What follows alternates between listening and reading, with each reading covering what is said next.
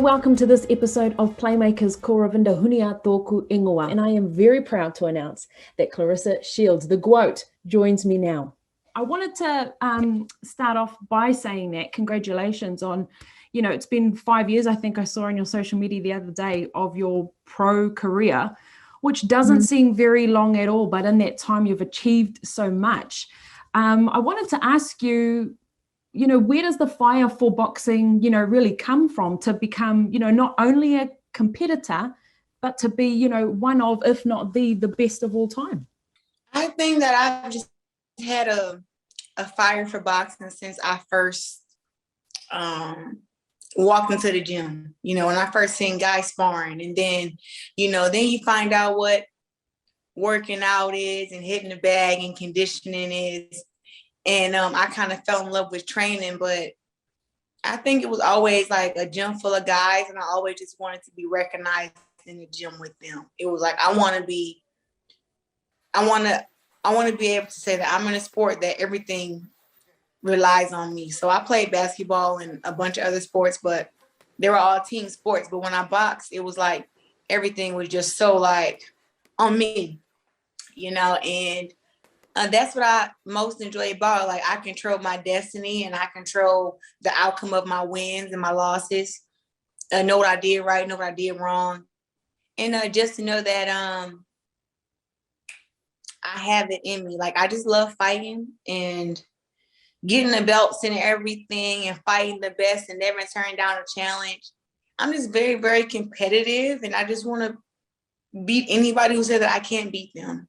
I don't know where it comes from, but it's deep down inside of me somewhere. Obviously, it's a natural gift. Not all of us on planet Earth have it, but you sure do. On that note of, discovering boxing and growing up being the only girl in the gym, how did you find a sport like boxing in a place like Flint, Michigan? I know you're very proud representative of where you are from. Nearly every fight I see, you're proudly representing your hometown and state. So how did you discover the sport of boxing in a place like Flint, Michigan? I had a best friend that boxed in the 5th grade, and he made me a bet that I wouldn't last in boxing for a week. So the next year after I had moved to a whole nother house, but it was in a different district. And I ended up seeing him running rather. I was walking to the store, and his name was Eddie, and I hadn't seen him in a whole year, but we were best friends. So I saw him running, we ran up, we hugged each other, and he was like, "This is where I train at, this is the boxing gym." And I was like, "Remember we made that bet?" And he was, so I wanted to sign up just to win the bet, really to prove to him that I can last in boxing for a week. Whatever your training is, I can last through it, whether it's hard or whatever. And just going to the gym and training and just being around all guys. At first, it didn't really feel different because I was a tomboy, but it's kind of like I felt like I fitted right in. Like I felt right at home. Like the way I used to wear my hair in a fro and in braids, like little short braids or whatever.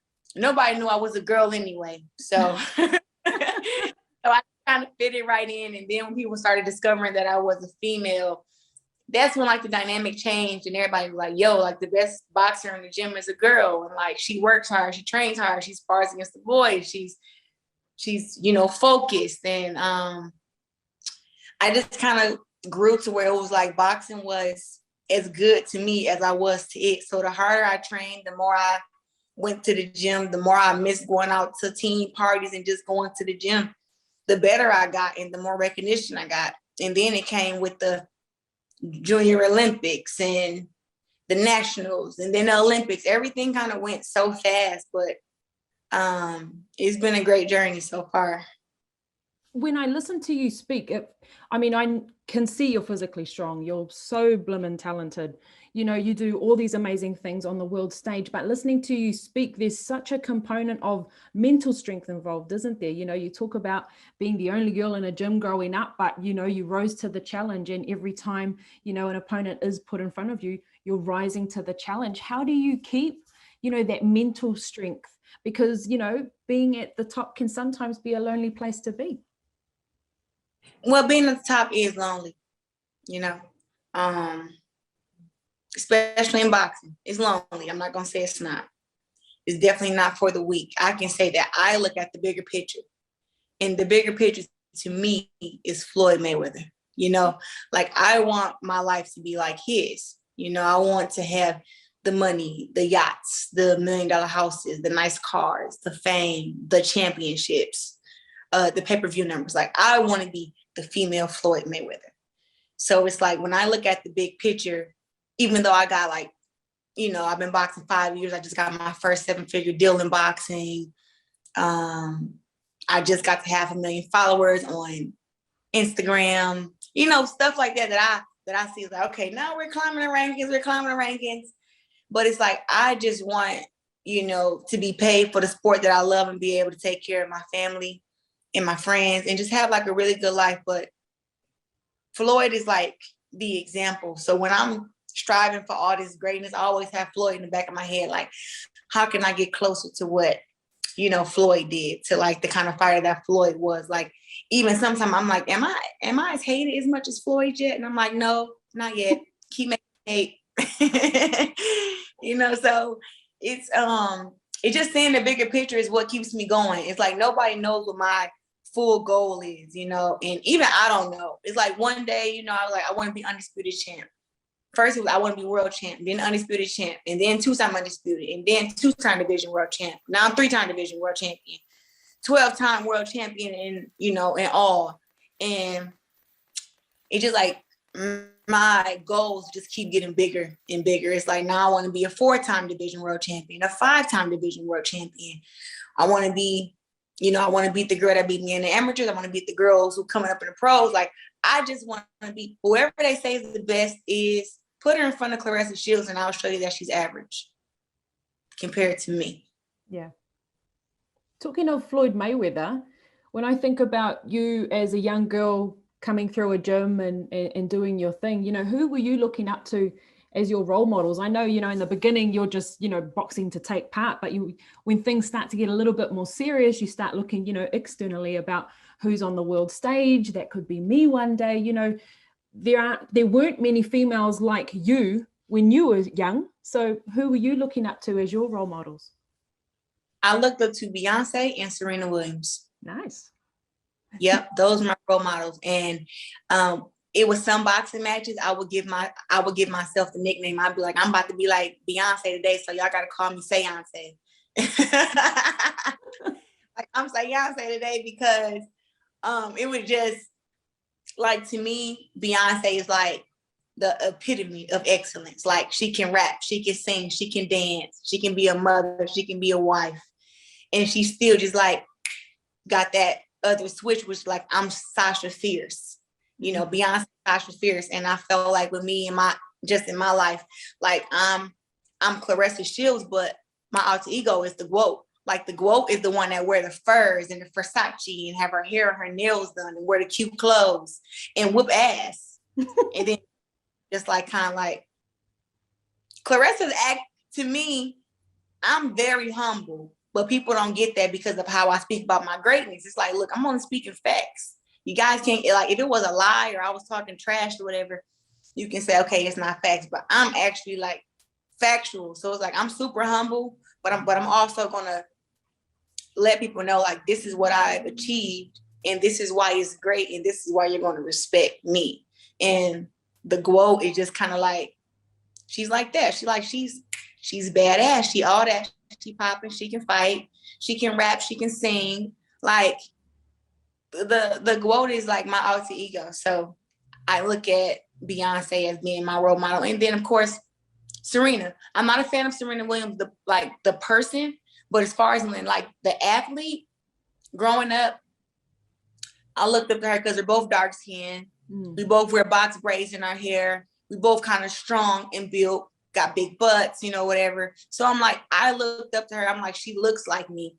And, you know, she was winning all her tournaments and, you know, just speaking her truth, you know, and I was able to see how when she did the ESPN body issue, it was the, you know, like when you're kind of naked, whatever.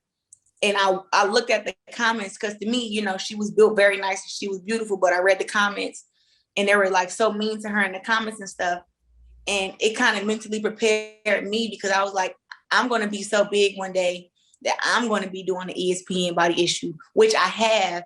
And you wouldn't believe it, but I got some of the same kind of comments that she got. And I was like, wow, like, you know, being dark and being powerful is threatening to people, even though you're just living your life and doing your sport, you know. But for me, being able to see her endure it, it makes me feel like I can endure the same that she endured and continue to be great, even though we're in two different sports. It's awesome. It's great to, you know, I feel proud, you know, that there are these group of women that you look, you know, to your left and right, and you see other, you know, strong Black women out there in the world doing their thing, you know, despite those comments, they keep going, they keep striving, they keep achieving. Yeah. How does that make you feel to know that you are now that person for a lot of women as well? You know, it makes me look like, you know, I had some very strong role models, and I just have to continue to be a role model for the girls who look up to me. Like, I actually feel good. I think I handle it very well. You know, I got Jake Paul talking shit about me. I got Floyd Mayweather being like a fan of me. You know what I'm saying? Like, he likes my boxing and everything, looks at my career, tells me congrats. And then, you know, I have the trolls, but I also have like so much love and support from the boxing and the MMA community. So it's a load to carry, but I do the best I can, just try to live my life to my truth and my happiness, and kind of like, I guess I'm selfish. I overlook everybody else's happiness, my own. Yeah. Oh, that's it. It's all focus, isn't it? And you have to, you know, you have to go for what you want to go for, because if you worry about what everyone else thinks, you're never going to get anywhere in this world, especially, you know, in boxing. They're never satisfied. Yeah, especially on, you know, the stage you're on. You know, there's boxing and then there's boxing where you are. It's a totally different beast. On that note, you'll be facing Slovenian Emma Kozin. What do you make of her as a fighter? She's quite young, also undefeated, youngest ever world boxing champion. What have you, obviously you've run back the tape, so what are you expecting from her on fight night? I expect her to come in there and try to bully me, try to push me around, throw a lot of punches, use her youth against me.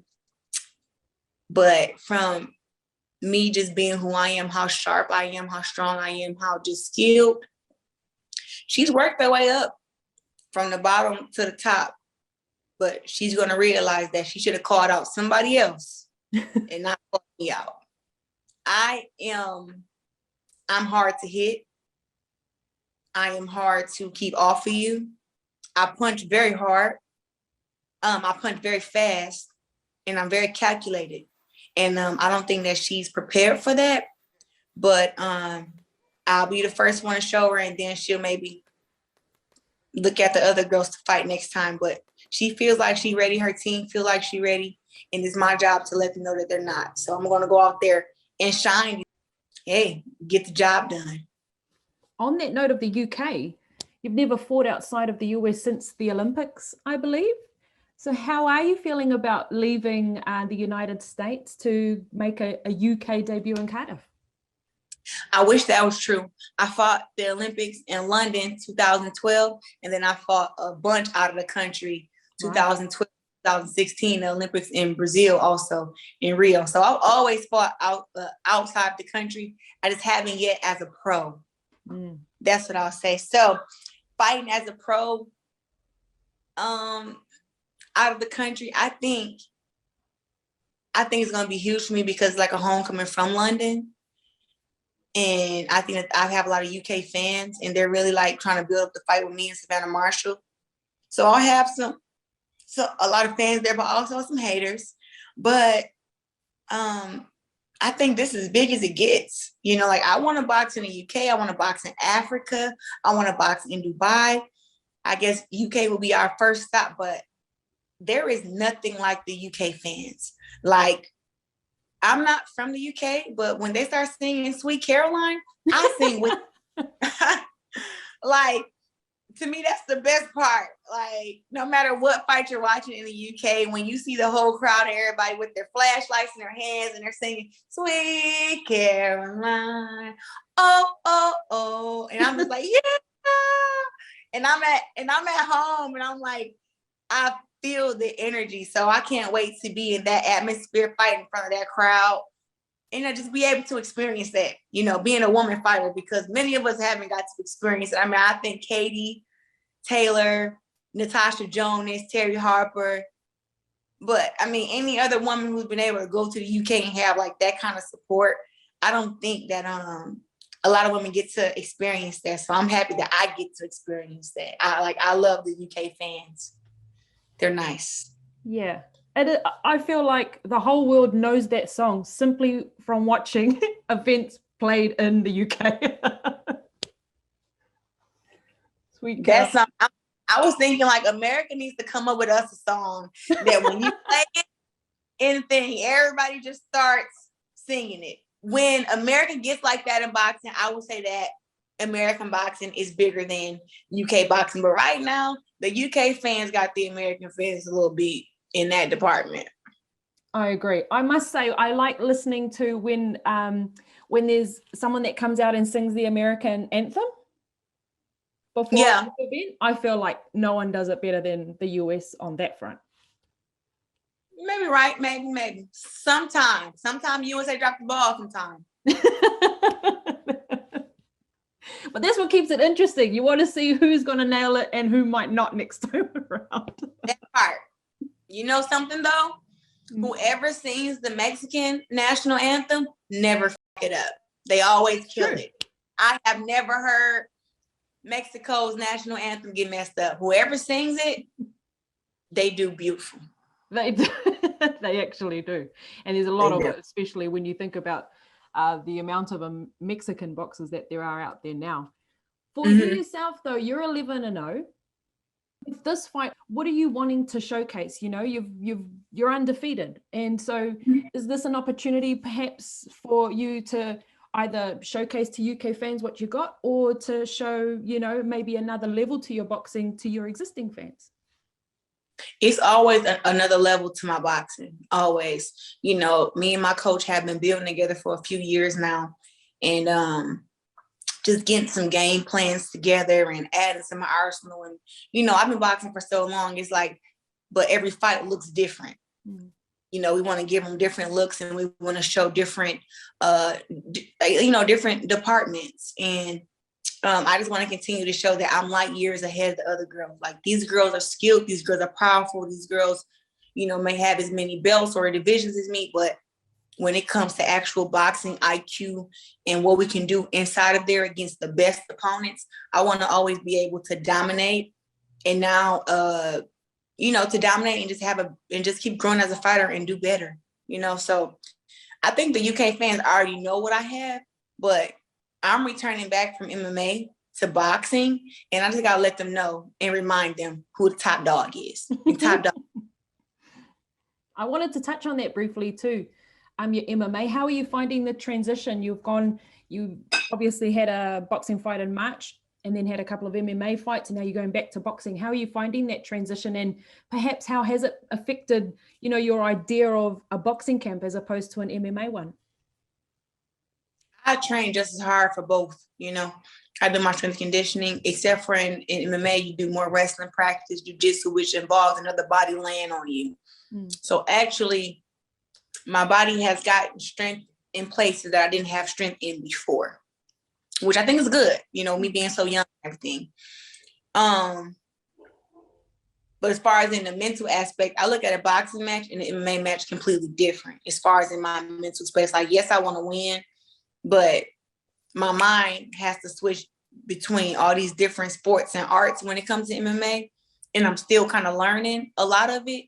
But in boxing, I know how to fight 100 different ways. So if one way isn't working, I'll switch here or I'll go here, or I can figure it out. But in MMA, it's going to take some time to figure it out. But I train just as hard for both, fight just as hard for both, and have a legacy in both. And I definitely want to build on it. But I just give them attention one at a time. So when I was doing MMA fights, I was doing no training, strictly MMA. Now that I'm boxing, I strictly do boxing training, boxing sparring, boxing workouts, boxing strength and conditioning, you know, stuff like that, because it's two different things. Has there been something in MMA that you've really enjoyed, you know, besides your boxing, which you're obviously a pro at? Is there something in MMA that's really gone, oh, I really like this? And is there something that you really want to improve on moving forward in these early stages of your MMA career? I want to improve on my wrestling, you know, upon not being taken down. And something that I really love about it is understanding jujitsu now. When I first started doing jujitsu, it was so confusing. I was like, what is this? Why am I laying here? What am I supposed to be doing? And now that I can understand like what I'm supposed to do down there on the ground on my back, it makes me be a lot more comfortable. But at first it was very confusing, but now I actually find fun in doing jujitsu and learning new moves and how to avoid me from getting put in moves. And then, like I said, I just want to get a lot better in wrestling. That's what, like wrestling, avoiding takedowns, and of course, kicking. I threw some kicks my last fight. I actually did pretty good my last fight. Close loss with a split decision, but it's not boxing. So we have to go back to the drawing board there. But like I said, I'm learning on the job. So kind of comes with it. And it's exciting. It's exciting to see you on this new venture and taking on the challenge. And it's great for you. Keeps you active nearly all year round as well. Finally, though, where is this all headed? You know, 2022 is just around the corner, and I know no fighter likes to look past their next fight, but I'm guessing, you know, there will be some plans in place for next year as well for you. The plan is to beat Emma Kozin first, and then after Emma Kozin, Marshall is fighting sometime next year. I win, she win, we fight. That's the big picture. And for some reason they want us to fight, I believe, in Marshall's hometown in the UK. I don't care. I'll go to her backyard. I'll go to her house and beat her up. It doesn't matter where I fight her at. We can go to her house in her backyard and set it up, and she's still going to get beat up in front of her mom, dad, cousins. It doesn't matter. So I'm looking forward to 2022 being the year where I get revenge of my only amateur loss, and just show the world that, yes, Savannah Marshall is a decent fighter, but she ain't no GWOAT. This is true. This is true. And that'll be a tough battle for her to prove any otherwise. But Claressa, thank you so much for joining us here on Sky Sport. It's been an absolute honor to be able to finally get to speak with you, and all the very best for the rest of the year. Thank you. See you in the UK soon. You can catch Claressa Shields, the GWOAT, defend her middleweight title bouts against Slovenia's Emma Kozin right here on Sky Sport. Don't go anywhere. Straight after that comes the main event where Chris Eubanks Jr. will be taking on Liam Williams. From us here, though, mā te wā.